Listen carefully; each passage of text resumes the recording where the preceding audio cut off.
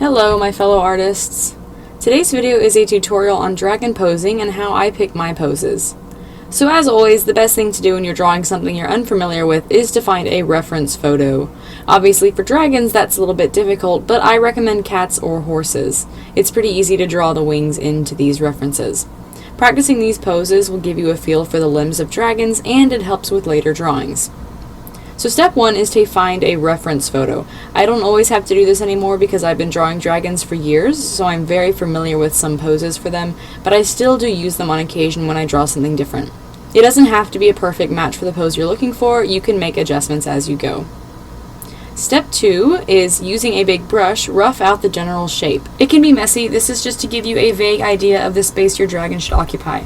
This may seem like unnecessary extra work, but trust me, don't skip this step, it's very important and will actually help your dragon keep the proper shape. Step 3, go over that with a sketch. Don't get caught on details like talons, eyes, scales, or spikes yet. See how I get the entire body down before I do any of that?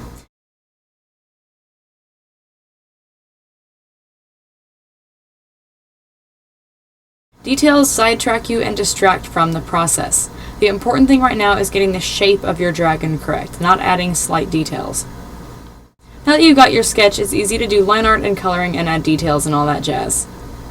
Wings are generally very easy to add in. I have another wing tutorial up if you need some help in that area as well. I would suggest doing some pose studies to help you figure out and practice different poses. Instead of wasting time and energy finishing a bunch of drawings with wonky posing, spend some time just sketching. In fact, here's a little exercise you can try. Try sketching a pose once. Notice any flaws or issues? Now sketch it a second time, the same pose. You'll notice a marked improvement. This is because the second time around, you've noted your problem areas and you can adjust to make a difference. This small exercise can both teach you a lot and make a huge difference in your art. The last thing I'll advise is to use shapes as the base of your drawing. Shapes are like the bones of your dragon. They don't change no matter how the dragon moves, which makes it easy to keep track of limb length and size and all that stuff.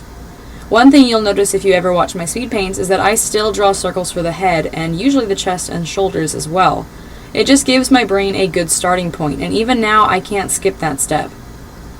For posing, reference pictures cannot be emphasized enough. It's extremely helpful to have a base point for your art, especially when you haven't had enough experience to know it via familiarity. Anyways, hope this was helpful.